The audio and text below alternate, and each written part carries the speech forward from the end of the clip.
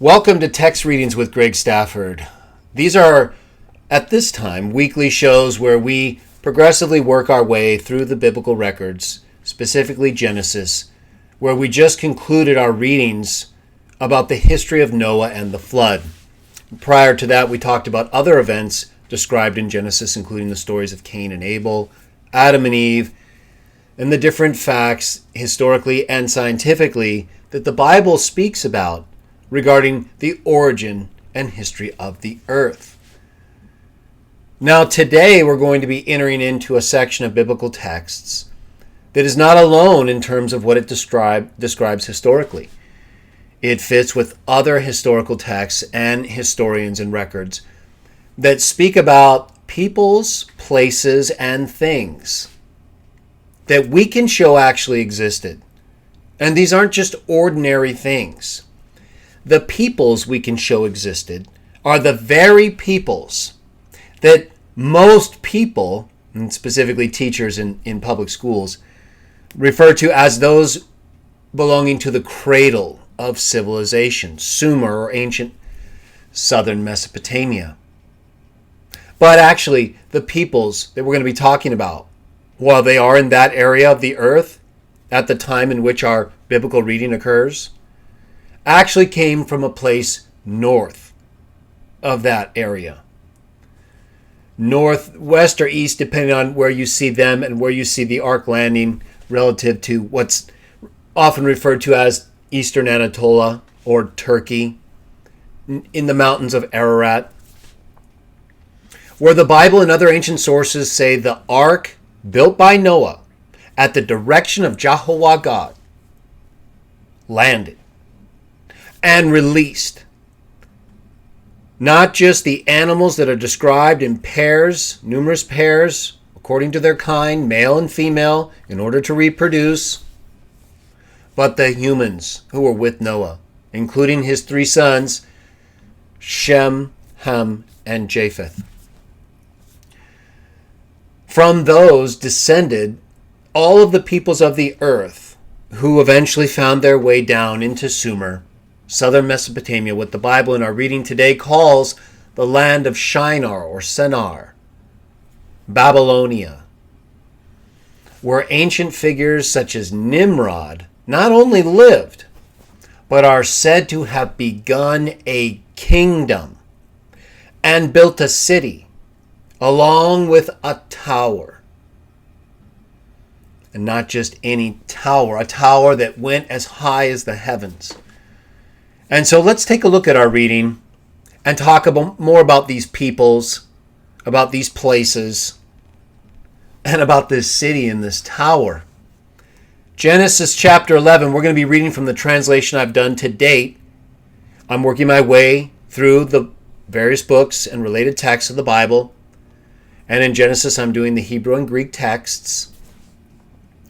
And I've only done so much to date, but we have gotten through most of the texts, at least through to this point, Genesis 1 through chapters 11. And then I've done just a little bit more that we'll get to next time before we move into Exodus, where I've also done a decent amount of the first few chapters.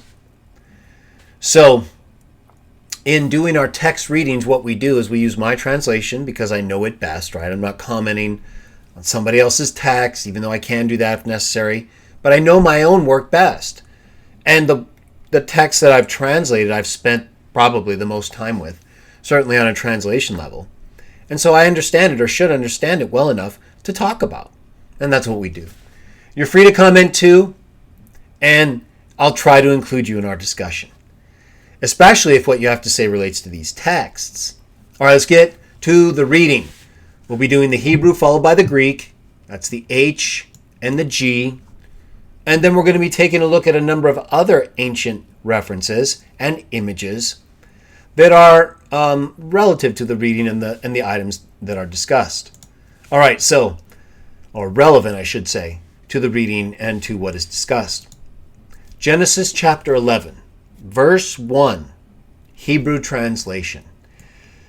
Then it was that all the earth had the same speech and the same words.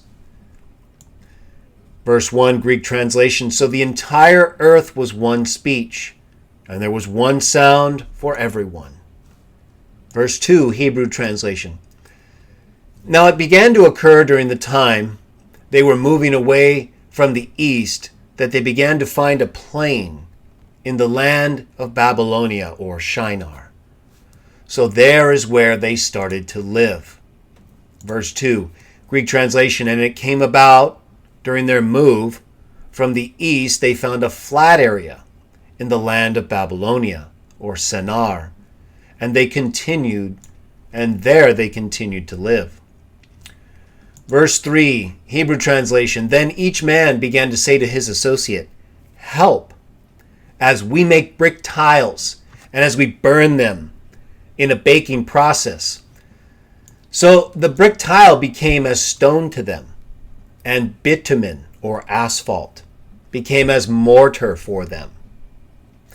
Verse 3, Greek translation. Then a man said to his neighbor, come here. Let us make bricks and bake them with fire. So the brick became as stone to them, and asphalt was the clay, or mud filling for them. Verse 4, Hebrew translation. Then they began to say, help, as we build for ourselves a city, and a tall structure or tower, and its top will be in the heavens, and we will make a name for ourselves to avoid being sent in different directions over the various areas of the whole earth. Verse 4, Greek translation. Next they said, come here. Let us build for ourselves a city and a tower, the head of which will be as far as heaven. Remember that. And we will make for ourselves a name before being scattered over the surface of all the earth. Verse 5, Hebrew translation. So Jehovah started to come down to check out the city and the tall structure which the sons of Adam had built.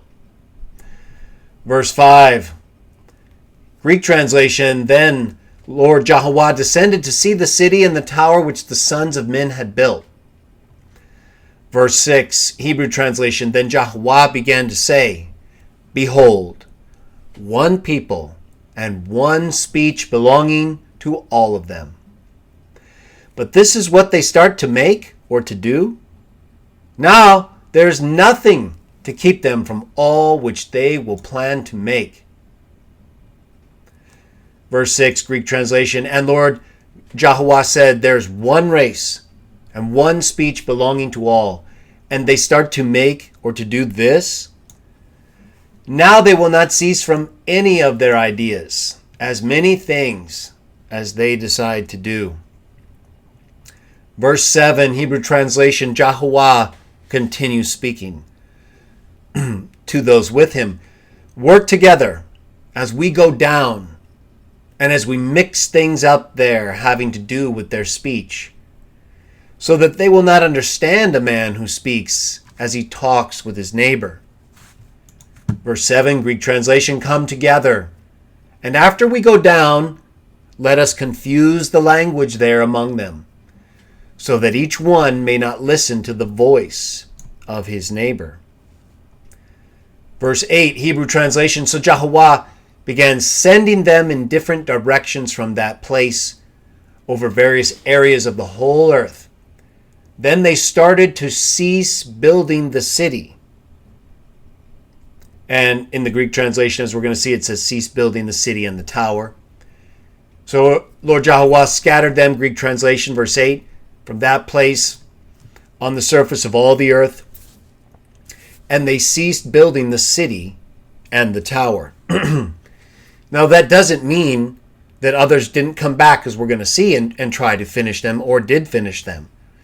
But as the biblical text also speaks about, parts of which we didn't read because I haven't translated them, Nimrod, after he founded Babylon, as he brought the people into the land of Shinar, he went on to build a number of other cities. And then he went into Assyria and built a city we've no doubt heard of, Nineveh, and other cities. So Nimrod probably, after this happened, then just went on and completed his circuit of cities. And the other peoples then separated from him into the parts of the earth that we now know. So the cessation, obviously something happened. And we'll also look at it historically in terms of whether that's something we can confirm or verify, at least to a reasonable extent. But it also is consistent with the account which describes Nineveh as going on to other cities, building and finding other cities. So he founded Babylon and the tower that was there, at least according to the other historical sources, Nimrod's credited with it. And the Bible credits him with founding Babylon as the beginning of his kingdom. So then he moved on for some reason, right? Maybe to just conquer, but it's consistent with the biblical account that they stopped what they were doing in Babylon, that he then moved on. Verse 9, our last text, today's reading. Then we'll go back, talk about it, other texts from other references or sources. On this account, its name has been called Babel, or Babylon, the city that has been founded, that they were starting to make along with the tower, meaning confusion, because there is where Jehovah had mixed up the speech of all the earth, and because from there is where Jehovah had sent them in different directions over various areas of all the earth. Verse 9, Greek translation, last text, and we'll go back and talk about it. On this account, the name of the city has been called Synchisis, meaning mix up or confusion, because there Lord Jehovah mixed up or confused the speeches of all of the earth.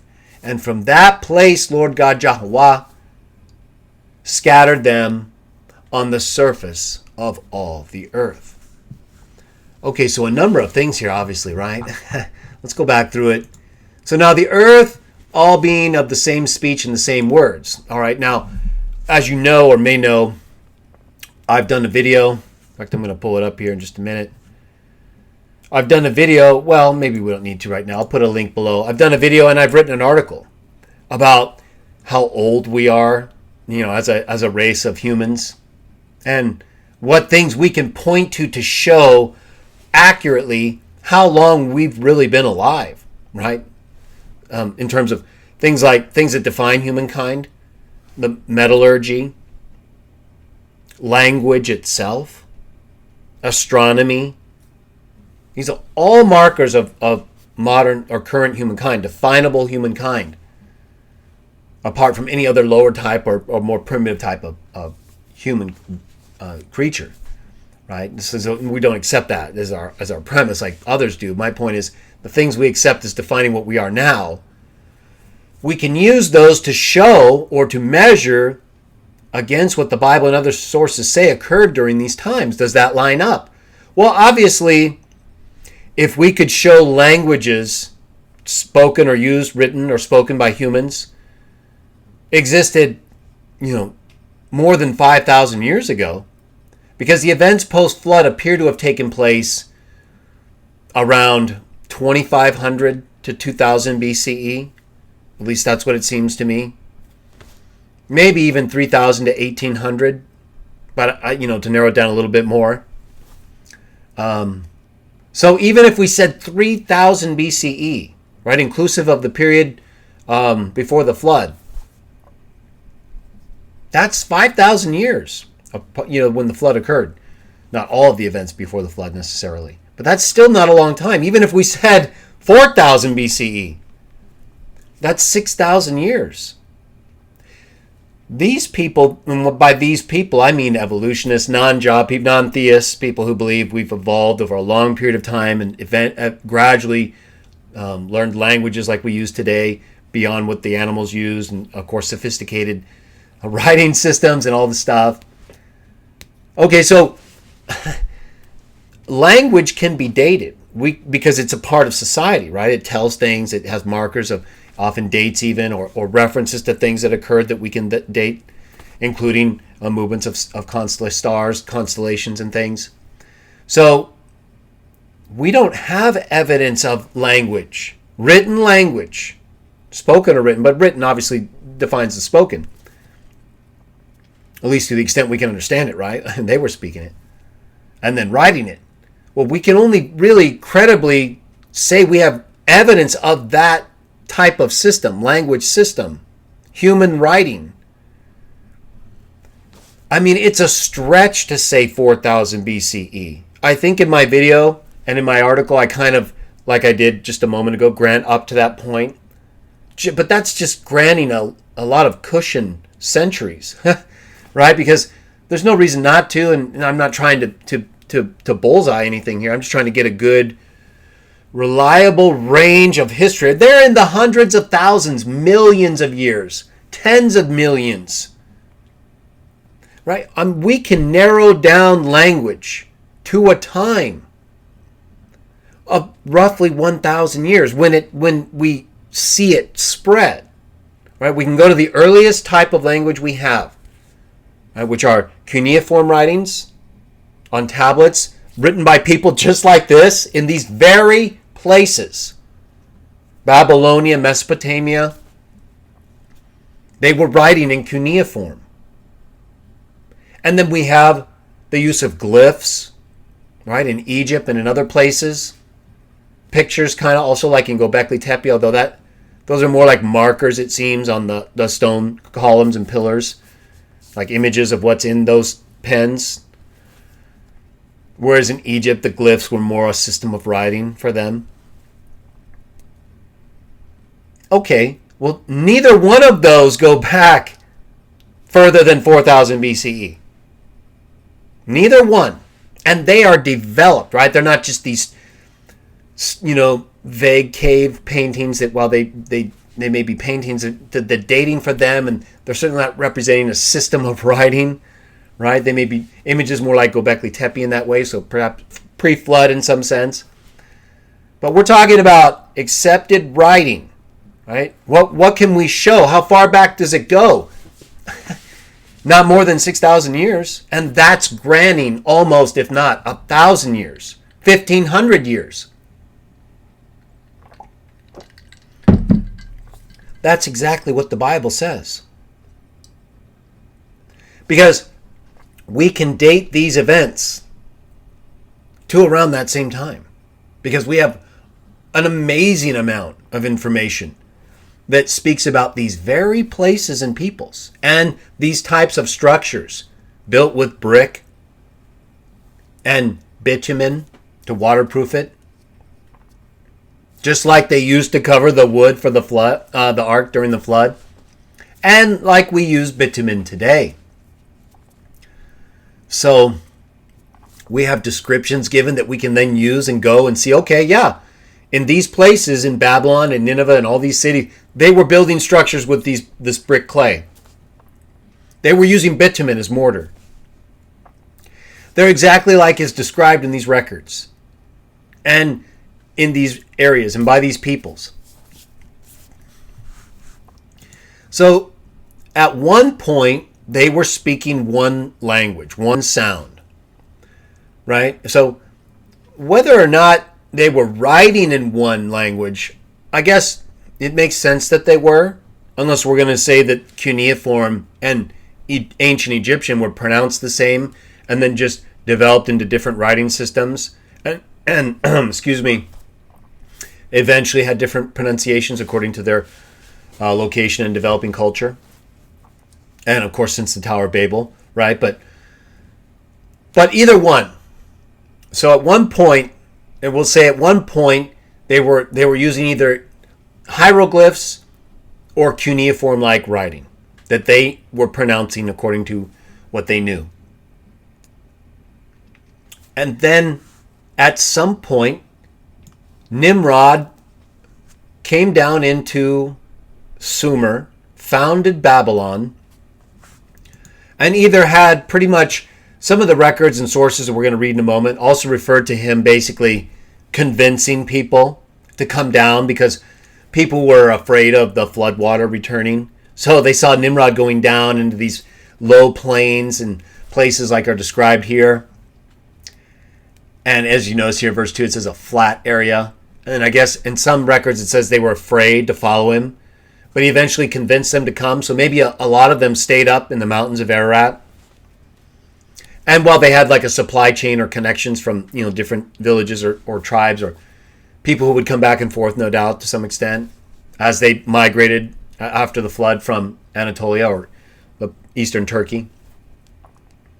So you have Nimrod, who's coming down into Babylonia, Sumer, finding these cities. He gets to Babel. He begins this kingdom of his in Babylon. And because they're congregating in Babylon to build this city and this tower, they start to convince other people, right? What does it say? Verse 3, help. So who are they talking to? I'm sure they were saying to the people next to them, like it says, his associate, his neighbor. But probably that got back to others as well, because again, other sources, like we'll get to in a moment, say that the people that didn't want to initially come down eventually came down. And so perhaps that's what's being referred to here, as people continued to come down and then to begin to build this city and this tower. Its top is into the heavens, giving them a name so they're not spread around the whole earth. And then it says Jehovah came down, saw what they were doing. See, so isn't that amazing to think of Jehovah? We know he's there. We know he can see in ways we can't fully appreciate, but what we believe makes sense. Here he's seeing things and going down himself to get a direct look, intermingling among the peoples.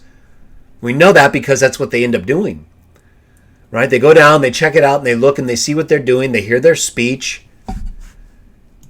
They must be getting a sense of their dedication to the project and to stay at that location versus spread across the earth like he wanted them to. And then he says, now there's nothing to keep them from all which they will plan to make. And according to the Greek, as many things as they decide to do. What are we doing today? Biblical flat earth aside, right? I mean, we are in space. We have gone to the moon. We've done all these things. Our technology has increased to such an extent. We're way beyond the Tower of Babel in that way. But they weren't back then. And so obviously it was a very big deal, especially since they had not yet spread across the earth really at all, much at all, except down from Anatolia into Sumer. And they were going to stay there. And Jehovah wanted them to spread across the whole earth, just like he wanted Adam and Eve to have children and spread them across the whole earth. But then, of course, the flood. So now that's all starting again. They don't want to do it, right? They want to... And some of the ancient accounts, either legends or histories, related to Nimrod, and that say he founded Babylon and the tower, say that he did it in defiance of Jehovah because of what Jehovah had done to their forefathers, the destruction in the flood. And it says, the references that we're going to get to, that he built the tower in part because he wanted to build it higher than the floodwaters, so that if the flood happened again, they could escape it. Because of course Jehovah had told Noah, right? All those records were kept, just like we have them today. All right, so Jehovah didn't want that, obviously, right? He wanted them to spread, not congregate like we do even today, but we're still at least spread out pretty much all over the earth.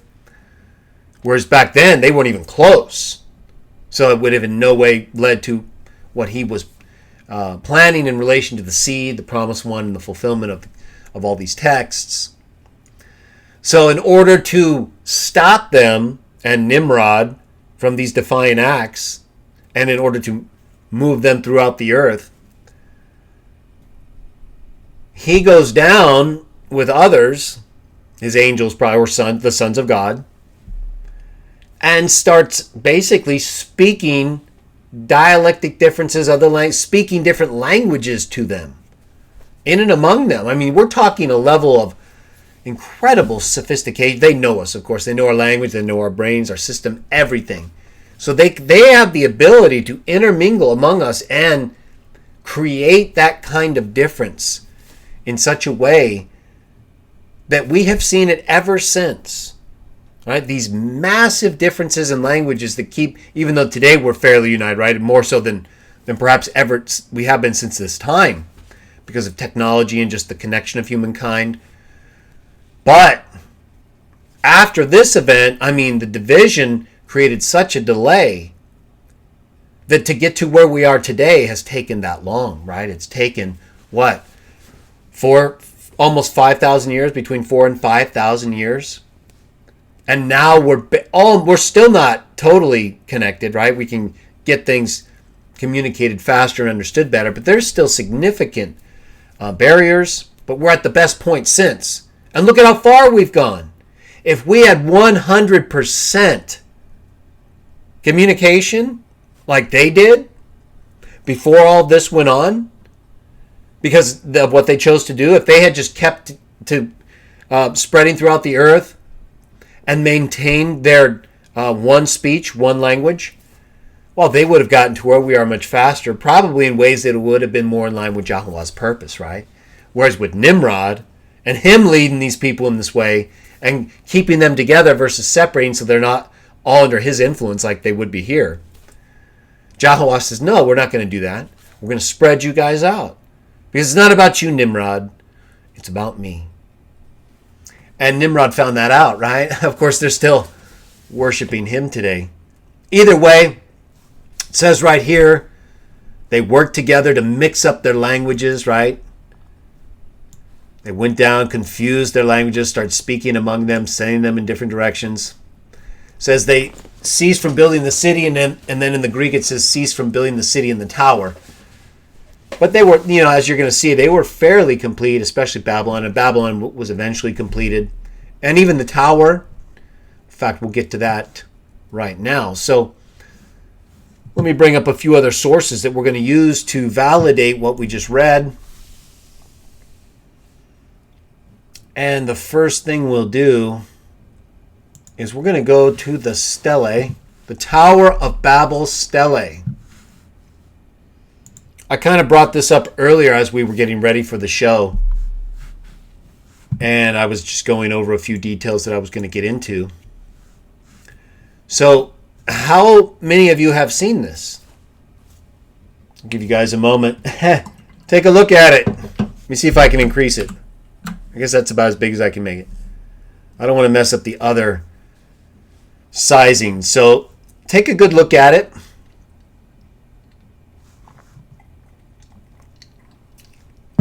You can see a figure here.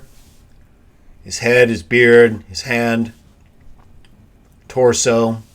And if you look over here where my cursor is, you see these steps? If you look close, you can see these steps going up just like my cursor here. From the middle crack up to on this left. You got those steps. It goes all the way up. And then it goes back down. I don't know if you can see it, but if you look closely, I'll put links below as well when I'm done. Or you can look it up yourself. Sometimes I forget, so just remember, you can always type in what I'm telling you, and you should be able to bring it up. And then to get a clear picture, right? So take a look. Take another good look at this. I know it's not easy to make out entirely, but now look at it. So that's an outline. It's the same stele. See the crack in the middle?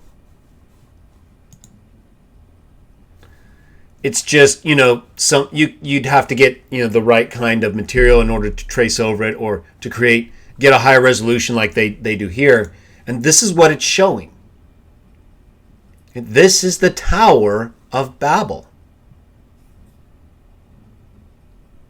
And Nebuchadnezzar and his record of restoring it.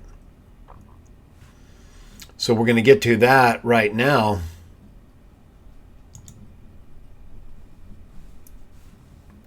Go back to this image.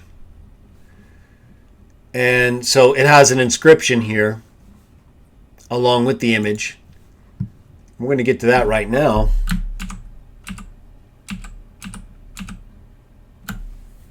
So there you could look up the inscription on your own in another place as well, but I'm just going to use this one.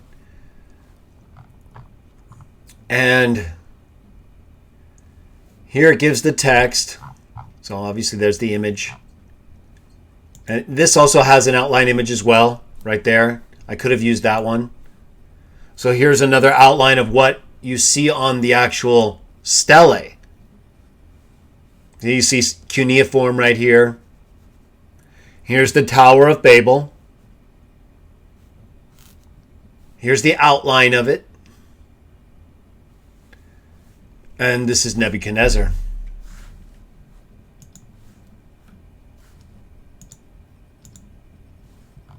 All right, so let's read the inscription.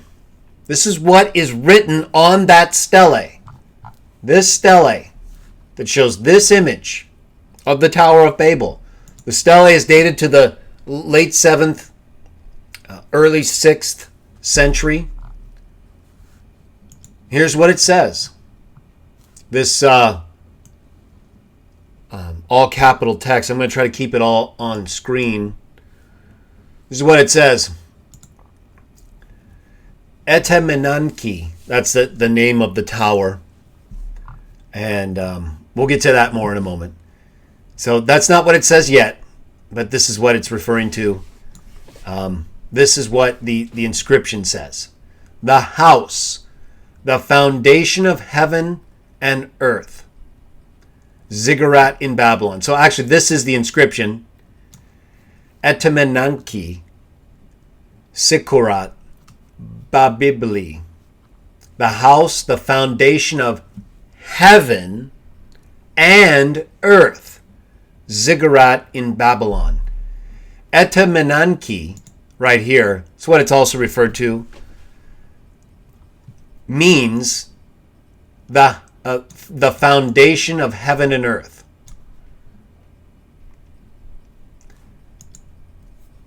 Or even inclusive of the house. The house, the foundation of heaven and earth. Well, what did the biblical account in Genesis say?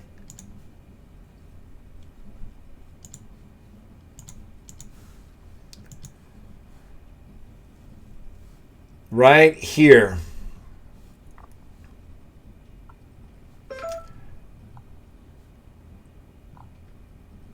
Let us build for ourselves a city and a tower, the head of which will be as far as heaven. So it's on the earth as far as heaven. What is Etemenanki, the Babylonian ziggurat inscription? Tower of Babel stela, 7th, 6th century. By Nebuchadnezzar say, the tower is the foundation of heaven and earth. And then it goes on to, the caption identifies the great ziggurat of Babylon, the Tower of Babel. The royal inscription of Nebuchadnezzar continues. Nebuchadnezzar, king of Babylon am I. In order to complete Temen Anki and Eur Me Imen Anki, I mobilized all countries everywhere, each and every ruler who had been raised to prominence over all the people of the world, loved by Marduk. From the upper sea to the lower sea, the distant nations, the teeming peoples of the world, kings of remote mountains and far-flung islands. The base, he's talking about the base of the Tower of Babel. The base I filled in to make a high terrace. Etemen Anki is another way of referring to the Tower of Babel. You'll see that. And it's fairly evident here, but let's go on with the inscription. The base I filled in to make a high terrace. I built their structures with bitumen and baked brick throughout. I completed it, raising its top to the heaven, making it gleam bright as the sun. So, there's a lot of information here, and they date it, as I mentioned before, to the 7th, 6th century. This is what we're talking about, the Babylonian Tower of Babel stele, inscribed by Nebuchadnezzar as the house, the foundation of heaven and earth, the ziggurat in Babylon, Etemenanki. And so he remember what the account in Genesis said, right? That they left off completing it. Here, he's coming in and completing it. So it doesn't say that the Tower of Babel would never be done, or that the city would never be finished. It just says they stopped. Even Nimrod didn't stay in Babylon, as I mentioned. And as the other text that we didn't read in detail, because I haven't translated them yet, in Genesis state, he goes on to find a whole bunch of other cities, including Nineveh, which you can look up, and I'll show a few images of here, right? So these are actual cities founded by Nimrod, the grandson of Ham, the son of Cush, and the great-grandson of Noah. So Babylon, the Tower of Babel, Nineveh, Calah, all the other cities mentioned in the biblical account, in our view, are cities founded by Nimrod. And you can see some of their remnants today and restorations if you just search for archaeology of Nineveh online. We're not going to go into it in detail because we're really focusing more on Babylon today. Although Nineveh comes up in a number of other accounts, of course, including Jonah. So we will get to Nineveh in more detail. I'm just bringing it up now because it's a historical location and place and city where a lot of things happened, and it is directly tied to the activities of Nimrod, the great-grandson of Noah. So I'd encourage you to take a look at some of the remains that we found of Nineveh in your spare time. All right, so we're going to get to a couple other texts now. There's so much more, but we can get to it fairly briefly, talk about it to the extent that you'd like. Let me just, we're going to go to Herodotus next. So let's go ahead and do that. We'll bring up Herodotus, the Histories by A.D. Godley. I'll put a link below, or you can just search for Herodotus, Perseus site. And we're going to be reading, which sections do we want to read? We'll read Herodotus 1, Book 1, and section 181.2 to 183.3. A lot of good stuff here, as there has been already, but it just keeps going. So what do I have? 101.1. Okay, I'm at the right place. All right. So this is Herodotus, Greek historian, one of the most famous of Greek historians. And let's take a look at what he has to say about the Tower of Babel in his day. Now, he doesn't admit to having seen it. He traveled all throughout the area, but apparently his information came directly from from the Chaldeans, the people who lived there. All right, so Herodotus writes, in the middle of one division of the cities, talking about Babylon. He gives a lot of different descriptions. In the middle of the city stands the royal palace, surrounded by a high and strong wall.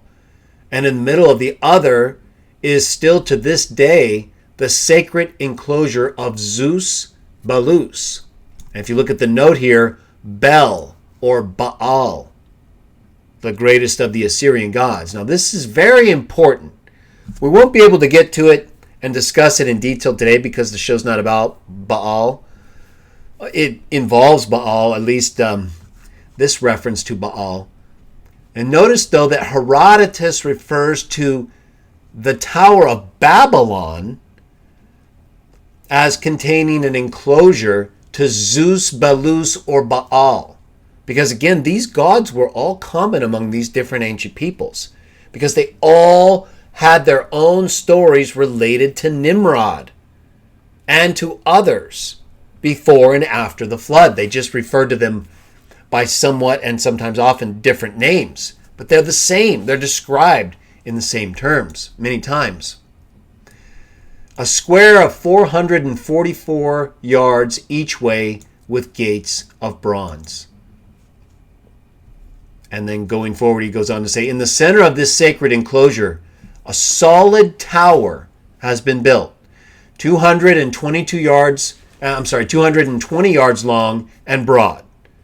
A second tower rises from this, and from it yet another, until at last there are 8. Let me just check one moment before we go further, because I want to verify.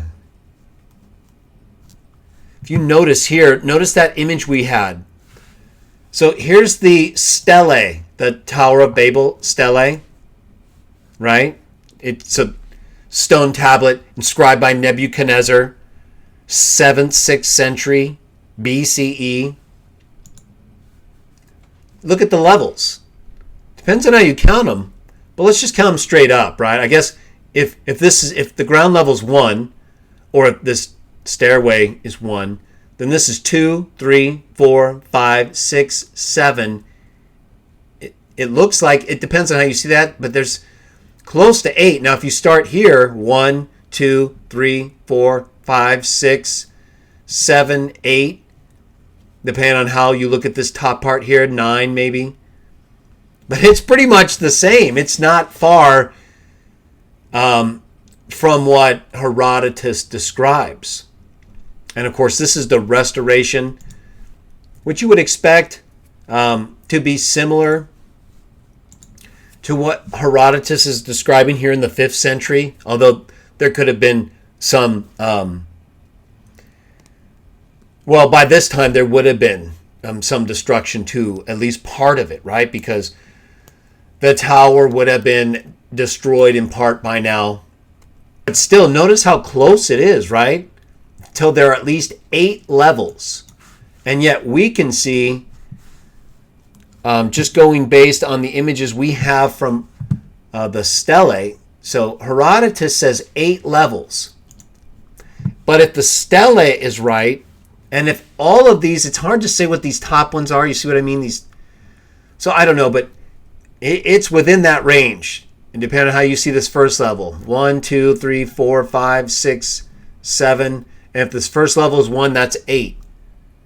I just don't know how Herodotus would count these small levels I see up here, and how he would count the ground relative to this first level here, or this what looks like a walkway.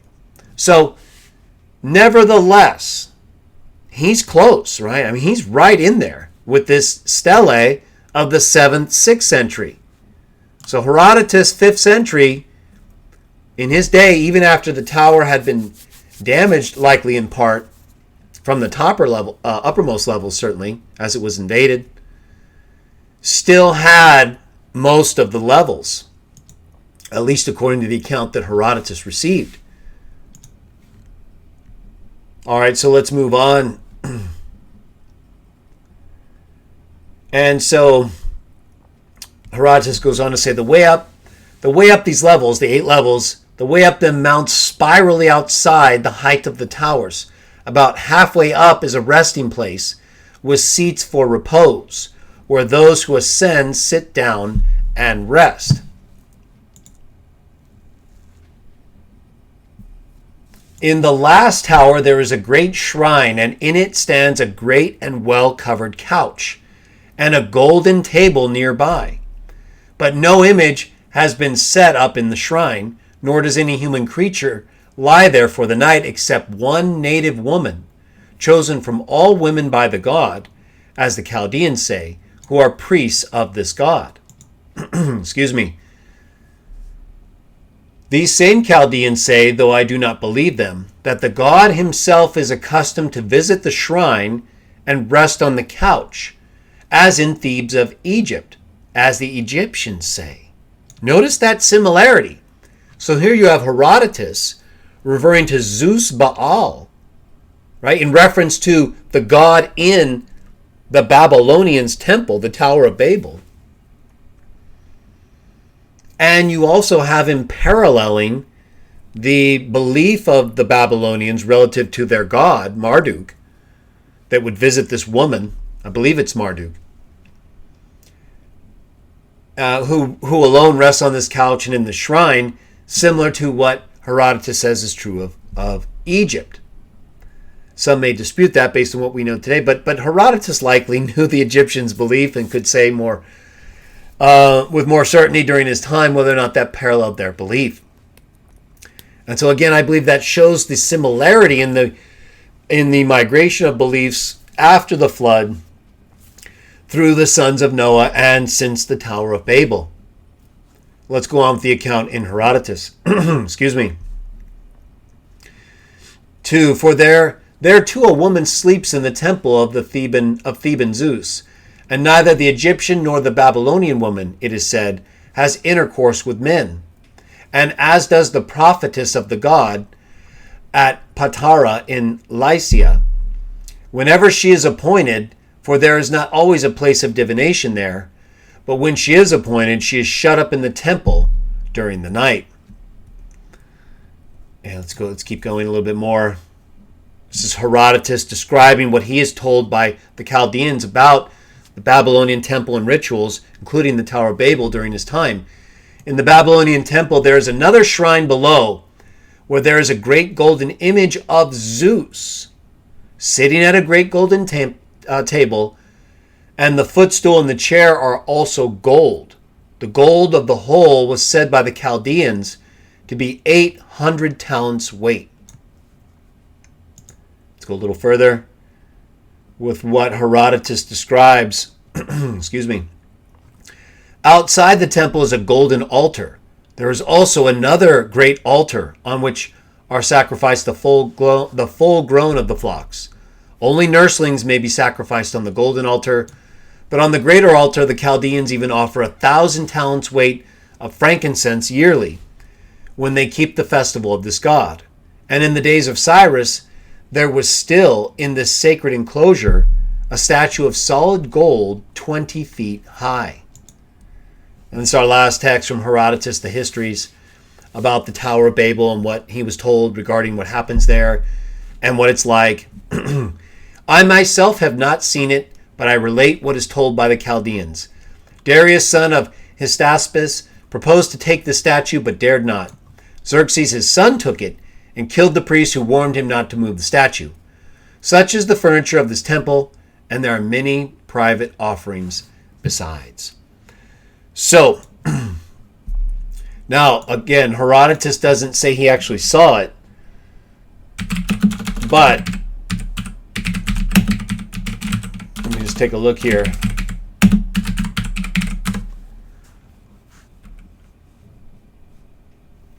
Okay.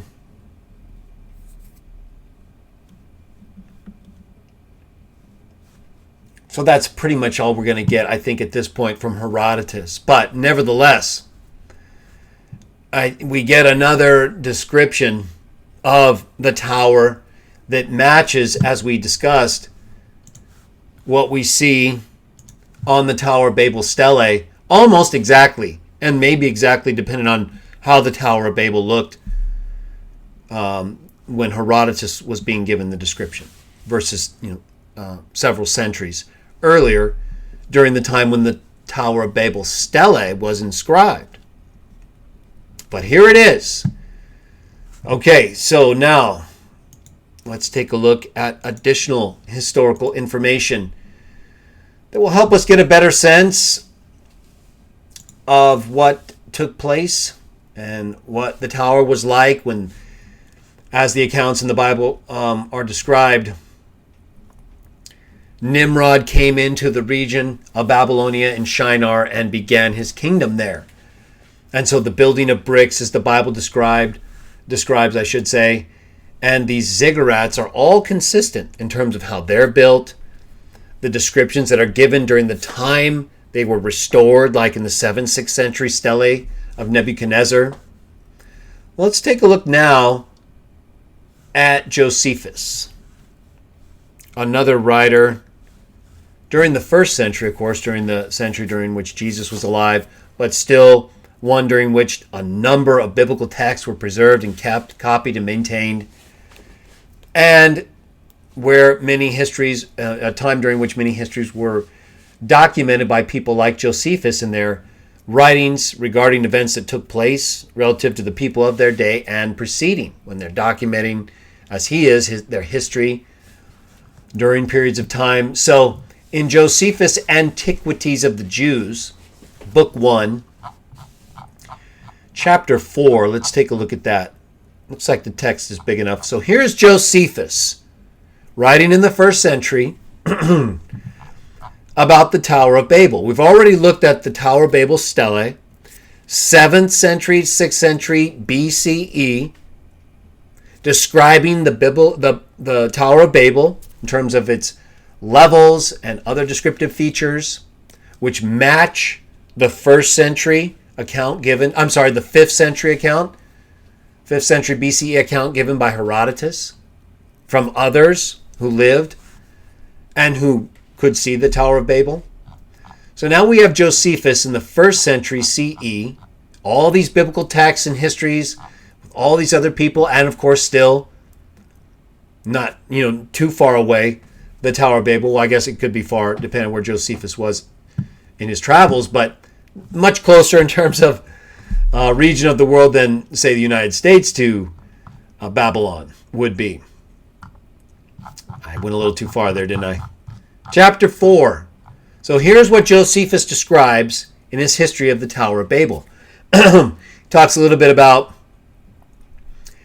the sons of Noah, like we did in our last reading, right? Now the sons of Noah were 3, Shem, Japheth, and Ham, born 100 years before the flood, just like we talked about last time.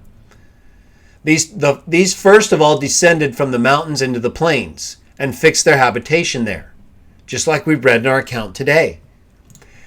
And persuaded others, like I referred to. Remember I said the accounts we'd get to talk about how Nimrod and those with him persuaded people to come down and join them.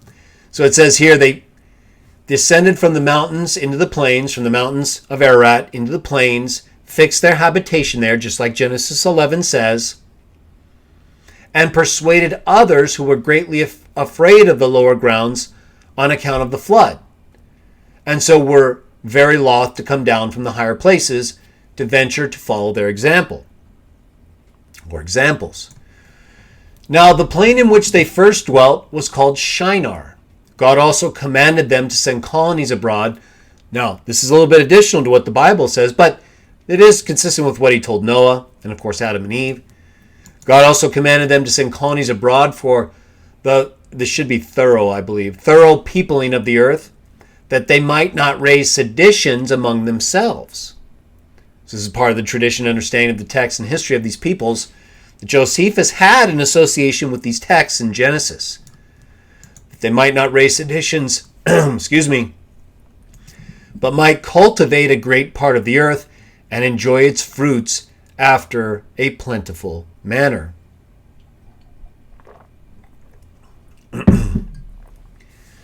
But they were so ill instructed that they did not obey God. Now, who was instructing them? Nimrod. For which reason they fell into calamities and were made sensible by experience of what sin they had been guilty of. So they had to learn the hard way. For when they flourished with a numerous youth, God admonished them again to send out colonies. So now they've migrated into Shinar, they're populating, they've convinced other people to come down, growing in this region, building the city, building the tower. And God wanting to send them out throughout the earth, as he told Adam and Eve, told Noah, and according to Josephus, even them directly here. But they, even after having a numerous youth, they, imagining the prosperity they enjoyed in Babylon and Shinar was not derived from the favor of God, but supposing that their own power was the proper cause of the plentiful condition they were in, did not obey him.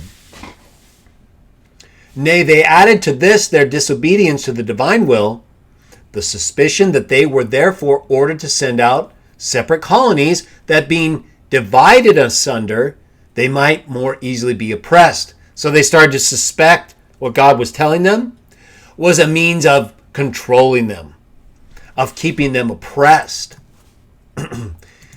Now it was Nimrod who excited them. This is Josephus, Antiquities of the Jews, Book 1, Chapter 4.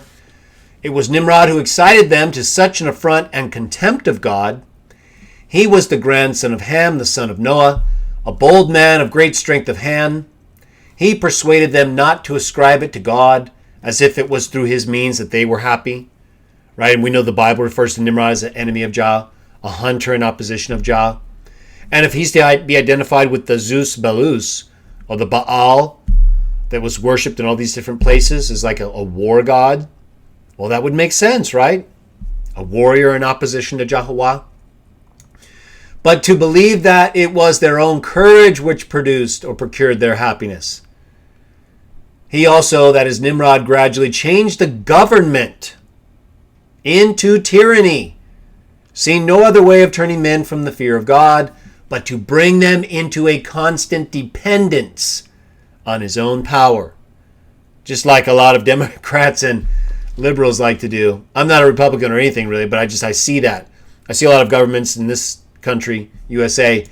Democrats seem to like to bring people under their control by making them dependent upon them for everything rather than being able to achieve it on your own or rely on God. So government often becomes a substitute for God to these people. And that's what happened here. That's from Nimrod. Nimrod is the one who began to use government as a form of tyranny after the flood. And Nimrod also said, this is Nimrod talking according to Josephus, and all the texts and history available to him. Nimrod said he would be revenged on God if he should have a mind to drown the world again, for that he would build a tower too high for the waters to be able to reach, just like I mentioned earlier, and that he would avenge himself on God for destroying their forefathers. And then 3, it says here about 2020. Remember, I said these events occurred probably around 25 to 1800. But, I try to give a range. Now the multitude were very ready to follow the determination of Nimrod and to esteem it a piece of cowardice to submit to God. So now he's turned the people against God. They're building the things he wanted, right? It says, and they built a tower, just like the Bible said, neither sparing any pains nor being in any degree negligent about the work. And by reason of the multitude of hands enjoyed in it, it grew very high, sooner than anyone could expect. But the thickness of it was so great, and it was so strongly built, that thereby its great height seemed, upon the view, to be less than it really was. It was so massive, it's like, until you really got up close to it, you can't really appreciate it. It was built of burnt brick, cemented together with mortar made of bitumen, exactly like we read in the biblical description, that it might not be liable to admit water. Just like we use it today, by the way, and like Noah used it to cover the ark.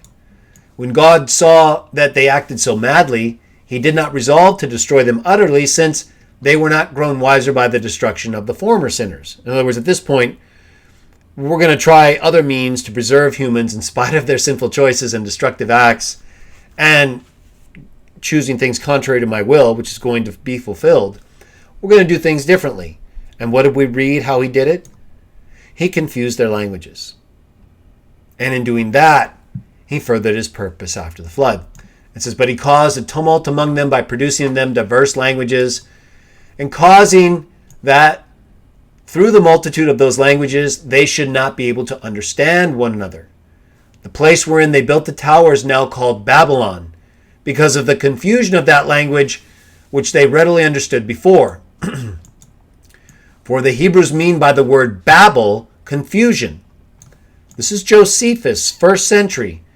The Sibyl also makes mention of this tower and of the confusion of the language when she says thus. Now remember, you may not have been here. I started out the show, or prior to starting the show, I mentioned how we're going to get into Josephus more and his biblical texts and discussions of them, and how he uses a number of ancient sources to support what he says and to support the biblical account.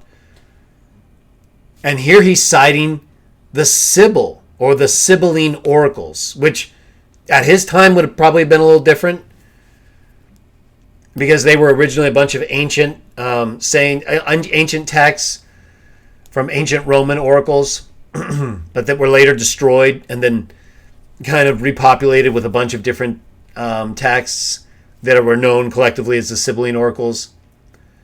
But he quotes the version or text that existed at his time, which we're going to read in a moment as well, as evidence supporting his view from other cultures that the Tower of Babel existed. It says, when all men, this is Josephus quoting the Sibylline oracle, when all men were of one language, some of them built and a high tower, as if they would thereby ascend up to heaven. But the gods sent storms of wind and overthrew the tower and gave everyone his peculiar language. And for this reason it was that the city was called Babylon.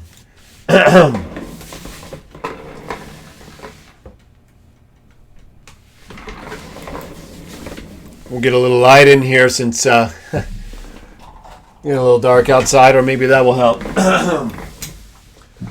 Well, I'll open up the blinds a little bit, see if that keeps us with natural lighting, which I prefer, so we'll see. Okay, so in quoting the Sibyl, Josephus is at least saying, obviously he's not saying that what she says about, the gods sending storms of wind is all consistent with the biblical account. But nonetheless, he's pointing out that this isn't something denied in these texts used by the Romans and Greeks and others. And then he goes on, but as to the plain of Shinar and the country of Babylonia, Hestiaeus mentions it when he says thus, such of the priests as were saved took the sacred vessels of Jupiter and Ialius, and came to Shinar of Babylonia. And then in chapter 5, he says, after this they were dispersed abroad on account of their languages, and went out by colonies everywhere. And each colony took possession of that land which they lied upon, and unto which God led them, so that the whole continent was filled with them, both the inland and the maritime countries. And he goes on to describe additional things, and the Greek influence on different names. Let's take a look here. So then he gives this reference, the text of Josephus, gives the reference to the Sibylline oracles right here, quotes it down here. And this is the full context of what the Sibylline oracle in Josephus' time likely was saying with regards to the Tower of Babel. But on the air of the immoral straightway put a mighty force, and then winds from above cast down the great tower, and stirred mortals up to wrangling with each other. Therefore men gave to that city the name of Babylon. Now when the tower fell, and the tongues of men turned to all sorts of sounds, straightway all earth was filled with men, and the kingdoms were divided. So, again, it's not just the biblical account. It's not just authors. It's like Herodotus or Josephus. You have the Sibylline oracles. You have the stelae, right, of Nebuchadnezzar. But that's not all.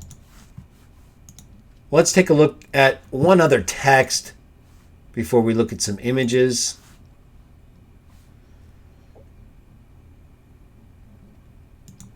Okay. Now we're going to take a look. I mentioned earlier Arian of Nicomedia in my listing of references, who was a later Greek historian, 2nd century. We're going to take a look at what he wrote in just a second. Let me bring up one other text that we will review.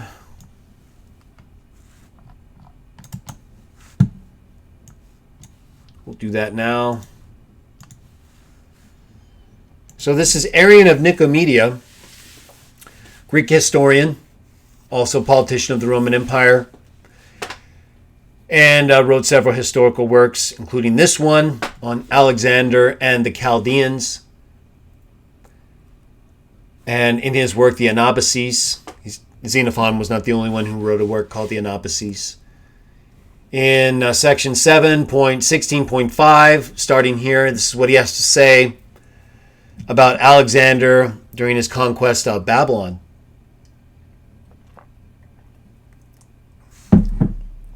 Excuse me. On his march to Babylon, let me get this covered a little bit. There we go.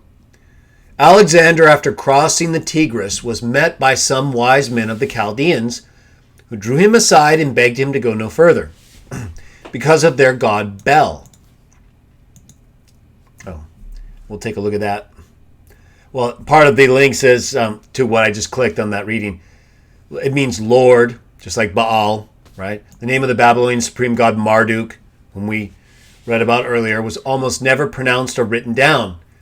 See, they started to call Marduk Lord, just like they're calling God Lord and have been calling him Lord and replacing Jehovah's name with Lord, claiming it's too holy to pronounce. That's a Babylonian belief related to the god Marduk. Has nothing to do with the biblical text.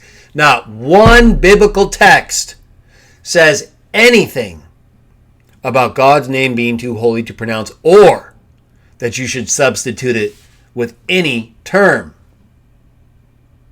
That's what other people chose to do. Just like the Babylonians did with Marduk. And then it says his temple was the Esaglia. Another important monument was the temple tower at Temenanki, like we've been reading about the Tower of Babel.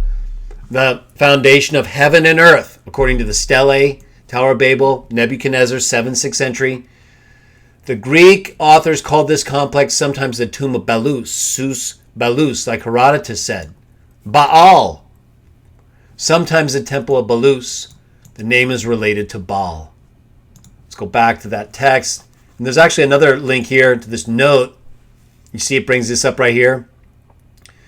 The Greek name Balas is a translation of Akkadian Bel, Lord, the title of the Babylonian supreme god Marduk, who was venerated in the Esagila, or Esagila. All right, let me remove that note. And then it says, so drew him aside to go no further because, so these wise men came out, met Alexander, and advised him to go no further because their god Bel or Baal had foretold that if Alexander entered the city, Babylon, at that time it would prove fatal to him. And then Arrian goes on to say, Alexander replied by quoting to them the line of the playwright Euripides, prophets are the best who make the truest guesses. This is Alexander talking to the Chaldeans according to Arrian of Nicomedia. And the account goes on, my lord, said the Chaldeans, look not to the west. Do not march westward with your army, but turn about and go eastward. But this was not easy for Alexander to do, as the country to the east was impracticable for troops. The truth was that faith was leading him to the spot where it was already written that he should die. This is according to Arrian. And then at 7.17.1, Alexander had some suspicion that the Chaldeans' attempt to prevent him from marching to Babylon on that occasion was not, in fact, based upon a prophecy of impending disaster at all. Excuse me. On the contrary, its object, he felt, Alexander, might well be to secure their own advantage. In Babylon stood the great temple of Baal, a huge edifice of baked bricks set in bitumen. Let's take a look at the note. The Esagila complex dedicated to Marduk, one part of it was the Temenanki, the Tower of Babel, right here. 7.17.2, like the other shrines in the city, it had been destroyed by Xerxes on his return from Greece, and Alexander had proposed to restore it. So, again, you had, after the restoration by Nebuchadnezzar, you had subsequent destructions or damagings to the Tower of Babel. It says here by Xerxes, and then Alexander came in and wanted to restore it. And then it refers to Alexander's rebuilding mentioned here in a cuneiform text. Let's take a look. Let's see what it says. If I can get the link to come up. It's not bringing up the link. All right, so we'll just leave that note aside for now. So Arrian goes on and says, according to some accounts, he intended to rebuild upon the original foundations, and for that reason the Babylonians had instructions to clear the site. Others say he intended a still larger building than the old one. So Alexander wasn't necessarily trying to destroy the temple of Marduk or the Tower of Babel, but it looks like he damaged it, or at least cleared away a lot of stuff from surrounding the tower, may have removed part of it in order to, at least as part of his plan, rebuild it. At least according to Arrian here. He goes on to say, the workmen, however, once he was out of the way, that's after Alexander died, dawdled over their job, so he proposed to set all his troops to work upon it. Oh, or actually before he died, but wasn't there, I guess. It goes on to talk about how after he died, they just left off. But the rest of this account we'll just read. It says, so after Alexander died, they dawdled, but then he got even more serious about it. And then Arrian says, now a great deal of land and considerable treasure had been devoted by the Assyrian kings to the god Bel. And from this, the temple in the old days used to be maintained and the sacrifices offered to the god. But at the time of which I'm speaking, that is Arrian, writing in the 2nd century CE, I'm speaking the Chaldeans themselves had the disposal of the god's property, as there was nothing upon which the income could be spent. For these reasons, it had occurred to Alexander that they might not want him to enter the city, lest the rebuilding of the temple might be completed rapidly, and they, in consequence, lose the benefit of the money.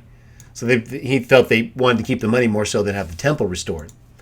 Nevertheless, Aristobulus tells us that Alexander, so far as changing his direction was concerned, was ready to yield to their wishes.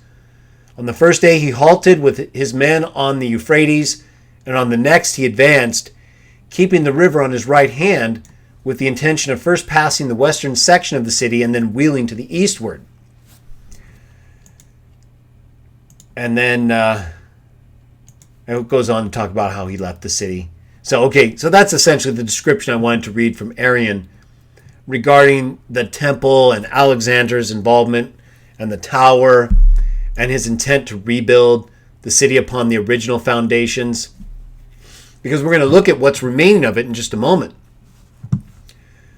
But as you can see, the tower itself has gone through a number of destructions and restorations, right? According to the biblical account, it wasn't finished during the time when it was originally built.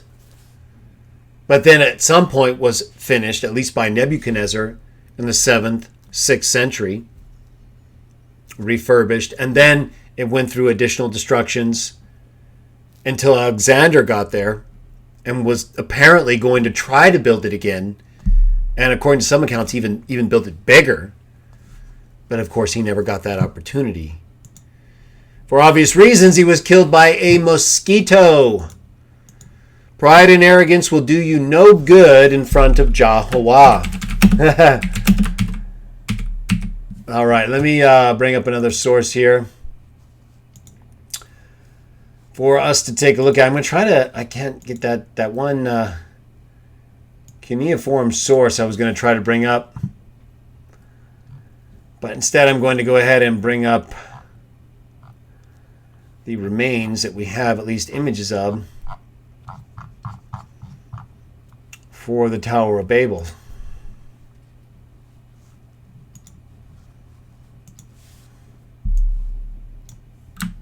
There's a number of different images. If you take a look at some of my earlier videos when I was talking about the Tower of Babel, and for example, we were looking, and I believe it was the second great message I did, where we talked about the remnants of the Tower of Babel, and I showed the Tower of Babel, what is left of it. In fact, I may have to bring that up if I don't find what I'm looking for exactly, but bear with me a moment. I think we can get the images I had here earlier. All right, let's take a look at this.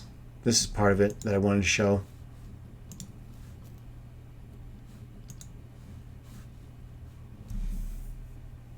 But I want to get the size right for this screen.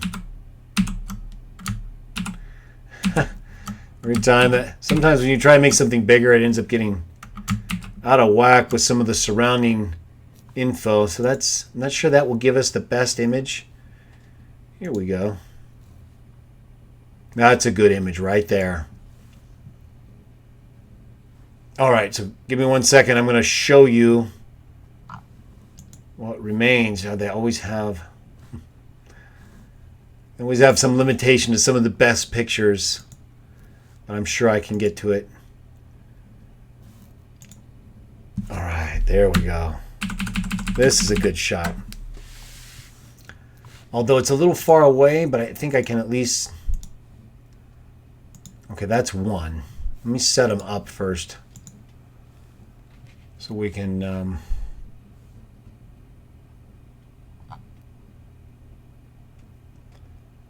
hopefully get a good view of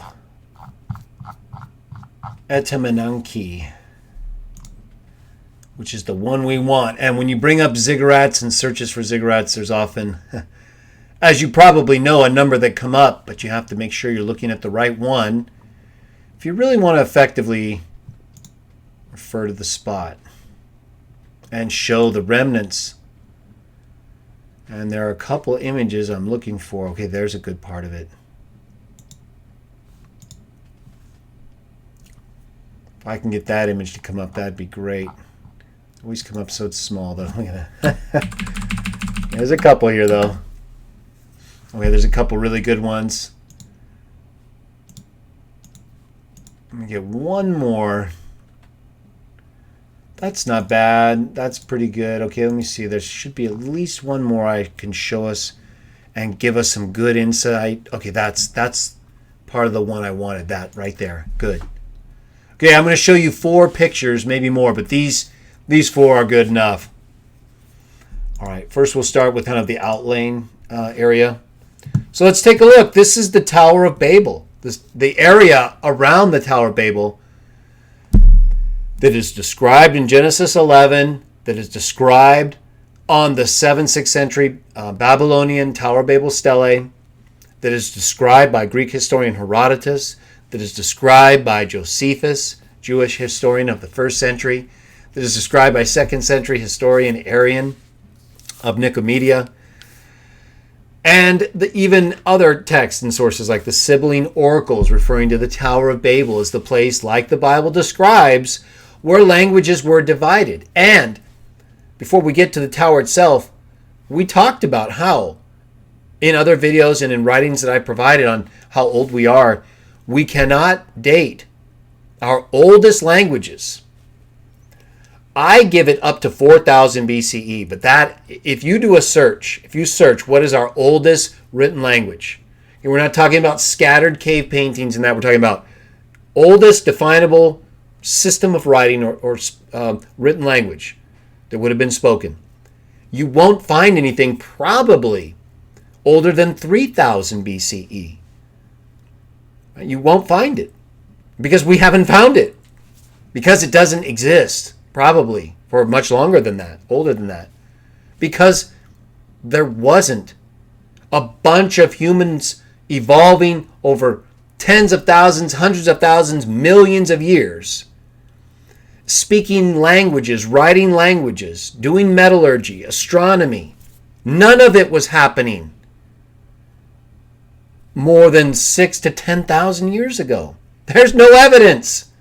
All these dates they throw out for these things, none of it makes sense or fits with the more definable and concrete things that we can point to define timelines and societies. Again, metallurgy, writing, astronomy being 3. You won't find any writing earlier than 3000 BCE. Not much older, if any.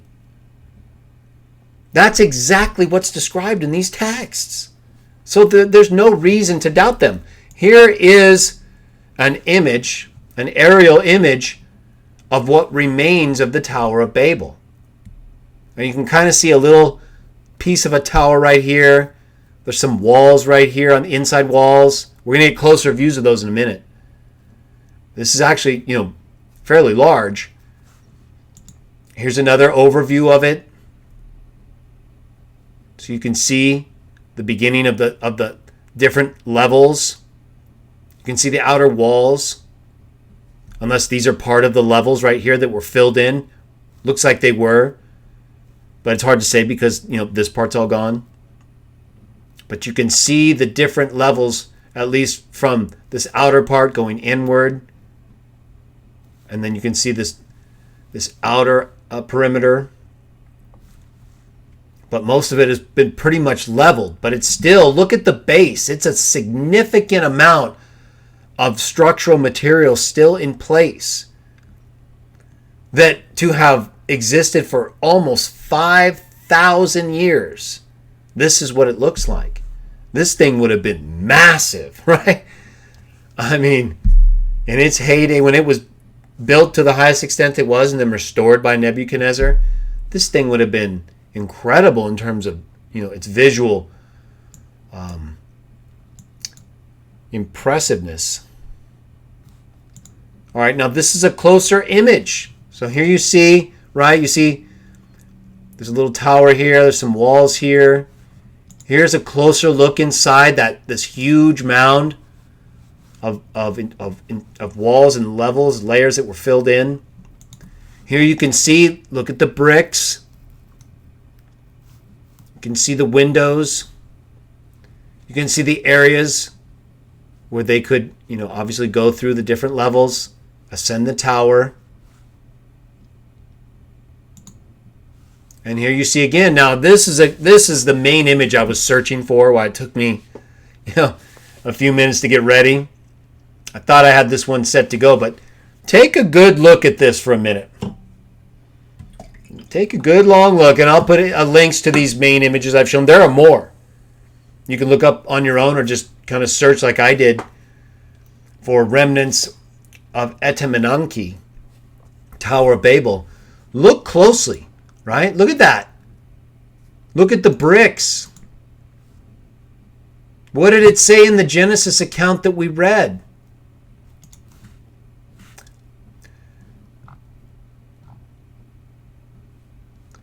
Each man began to say to his associate, "Help as we make brick tiles and burn them." And the brick became as stone to them, and bitumen became as mortar. There it is. That's it. That is the exact same part of it, right? That is this. So we're not talking fantasy here. We're not talking something that is no longer here on any level. It's right there. I can point to it. Right? You can actually go to it. It's not easy, obviously. Not in a great place. But look at it. Look at the way part of it is filled in. These caved in openings. This is not something easy to take down, right? So when Xerxes, or even before Nebuchadnezzar restored it, and after, of course, Nimrod and others had built up the tower and the city, and then the subsequent invasions and peoples came and affected the tower. It's not something that you can just take down, right? I mean, you might try and start. Even Rome, right, when it was destroyed, there's still a lot of it left. But this thing is massive. Look at all those bricks. They just kept making the bricks like it describes in the biblical account, in Josephus, Herodotus. These are all the bricks built by the people described in the biblical account and elsewhere. And so when Alexander got here, he cleared away part of it. So what we're looking at here and here, there was more even when Alexander was here in the 4th century, around the 4th century. So he was clearing it away in order to rebuild it even bigger. And he couldn't even get beyond this. That is a massive testament to the events described in the Bible. Look at how thick and how it rises up from the inside and all the way over to this tower area over here.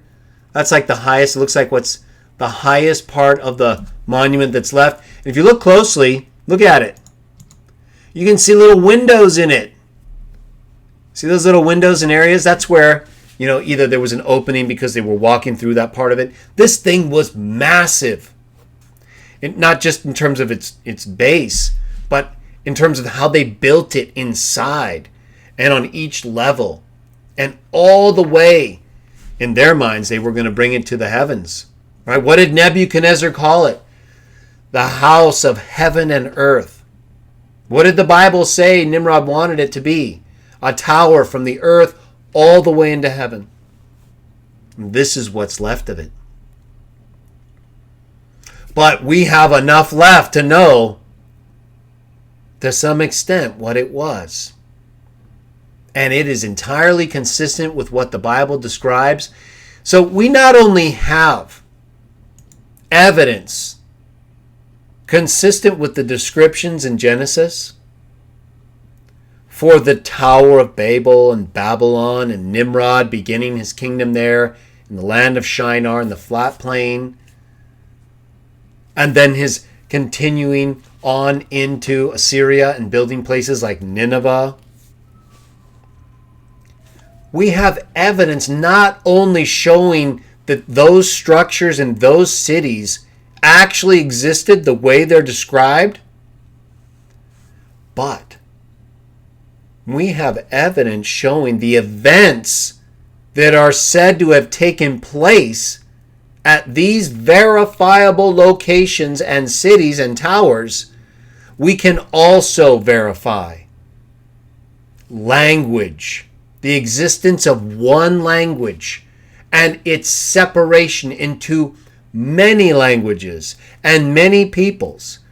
Whereas before they were one people, one language, the separation of language brought different peoples to different places who established different cultures and identities that we can see even today in writing and in structural remnants like we've been showing in these different, according to these different accounts and references. So the Bible describes things, not only like the flood, the creation of the earth, locations of the Garden of Eden, and all these things that occurred. It talks about events after the flood, the peoples who migrated from eastern Anatolia into Babylonia, the cities that they built, that we can show were built, how they were built, with what they were built, bricks, burnt. Other descriptions even describe these ziggurats as having like a form of early rebar reinforcement. Not like metal, but reeds twisted up and intertwined to provide further structural support. They were highly advanced. And so we have evidence to show that what we're reading in these biblical texts is not only real history, but it explains what's going on right now. Right? Why we wear clothes. Why males and females do certain things. Why we speak the way we speak and other people speak a different way. Right? Is it a coincidence that the evidence solidly points to the same location, the same people, and the same period of time as what the Bible describes, where it concerns the separation of humankind and why we have different languages? Is that a coincidence? It's a coincidence that a book like the Bible that speaks of all these things in people's happening in relation to a real existing God, just like all these other ancient people spoke about in different ways. It's not like only the Bible speaks about God or gods, right? It's just today that often is challenged for reasons that really don't stand up. Nevertheless, is it just a coincidence? I mean, come on. How could these ancient texts, all these ancient writers speak of all these ancient things and not have the kind of connective ability to verify like we can today with satellites and all these different communication means to other peoples in different places? You mean to tell me it's just a coincidence they were all writing about these kinds of events? The culture of civilization, as our textbooks tell us today. And they got it right? They got it right not only in terms of where people came in terms of post-flood world, but why they speak different languages? No, I don't think it's a coincidence. I don't think it's a legend that they just attributed this to this region because that's where they were. The evidence shows that's where language separated. There's no evidence of language existing in diverse forms before these events. None. There's barely even evidence of writing in the form of cuneiform and glyphs, taking us back to the point of, where we are right after the flood, right? 3000 BCE. And so, it seems to me they weren't making things up. They weren't guessing. They weren't fabricating a history. They were telling history. They were describing people who actually lived. They were describing places that are actually there. They were describing building methods and structures and cities that were built that are actually there, and that's actually how they were built. Why does everybody think the Bible is myth? I'm not talking about people who actually understand the Bible. I'm talking about people, where are they getting this from, right? It's coming from our popular culture, right? It's coming from our movies, the people who don't really know the texts, right? They have no clue. They think their view of the Bible really is third, second, fourth, fifth hand, right? Most of them who criticize the Bible, people today, they haven't really looked at it like we have. To be able to say, okay, I took what the Bible said about Babel and Nimrod and the land of Shinar after the flood, and I checked it out. I looked at Nineveh. I looked at Babylon and the Tower of Babel, and guess what? They're not there. No, they're not saying that, because they are there. So what do they say instead? It's, fable history. They don't even talk about really Sumerian history, because it would ultimately lead to the Bible, because a lot of the stories that are in Mesopotamia and in ancient history in those regions and cultures is consistent, or if not derived from, those who are spoken of in the Bible. And so, it's unfortunate for our youth and for people who have to be dependent upon our schools solely for our history and views. Hopefully that's not you, because you'd be missing out on a lot of information. You would be missing out on things like the remnants of the Tower of Babel, structures that are actually spoken of as existing almost 5,000 years ago, that speak of why we speak the way we do, that explain why we came to be where we are now, and that explain what happened to the people of the earth after they were wiped out, after the flood. Not the start of civilization from some progressive evolution over millions, hundreds of thousands, whatever period of time you want to give to it, that's not in line with the evidence we can define and that we've shown, at least in part today, right? Language, writing. We didn't get into metallurgy or astronomy, but I've talked about those before, and you can look up on your own, and you'll see that the evidence for archaeology and for metallurgy is the same as it is for language. No further back than 4000 BCE, reliably, based on all the evidence. How is that possible? Unless we're only that old. Exactly like these texts say, consistent with all this evidence, all the information that we've reviewed today. I think that's impressive. I really do. This is why I do what I do when it comes to going through these texts with you, because I believe they're real. I believe they're powerful, and I believe they teach us about what really happened, about people that really lived, and about a God who was really worshipped by these people, about other gods who were worshipped by these people. So when we read the Bible, when we study it, when we translate it, that is not just wasting our time or doing the same thing over again. That is reinforcing what we have the best evidence and information to show what happened in the past, so that we can then determine whether or not it's something that we can use as a reliable indicator for our future. Right? And isn't that what we're trying to do? We're trying to achieve a reliable understanding of history so that we can appreciate why we're here the way we are now. And then from all of that, look forward and say, where are we going? Can we determine that from the past and from what we see now? Or is it just so random and unfolding that the history really isn't that great of a teacher? Well, if you look at it the way we did, it's an outstanding teacher, because it teaches us what actually happened, consistent with what we can show happened.